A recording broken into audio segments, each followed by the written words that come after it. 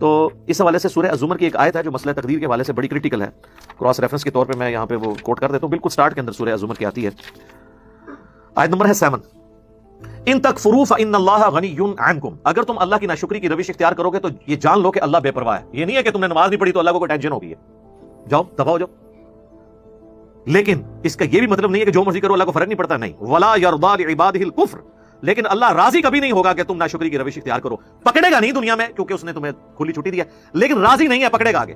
وَإِن تشکروا، اور اگر شکر گزاری کی روش اختیار کرو گے، یرضاہ لکم، وہ راضی اسی پہ ہی ہے کہ تم اس کے تابع فرمان رہو، نافرمانی پہ اس کو پرواہ کوئی نہیں ہے، لیکن ناراض ہو جائے گا اور پکڑ لے گا۔ وَلَا تَزِرُ وَازِرَةٌ وِزْرَ أُخْرَىٰ، اور یاد رکھنا کوئی بھی جان قیامت والے دن دوسرے کے گناہوں کا بوجھ نہیں اٹھائے گی، ہر شخص نے اپنے اعمال کا بوجھ خود اٹھانا ہے۔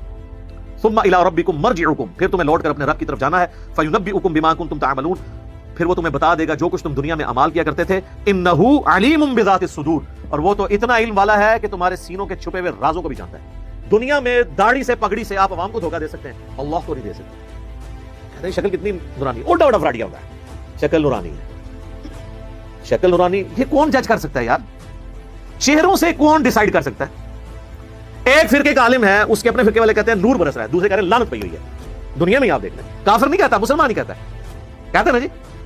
تو پھر جب اپنے والے پر نور ہے، دوسرے والے پہ لعنت ہے، تو جو آپ کا اپنے والا ہے وہ بھی کروڑوں کے نزدیک لعنت والا ہے۔ شکل تو کوئی کرائٹیریا نہیں ہے، شکلیں تو تب کرائٹیریا ہوں کہ شکل انسان خود بنا سکتا ہو۔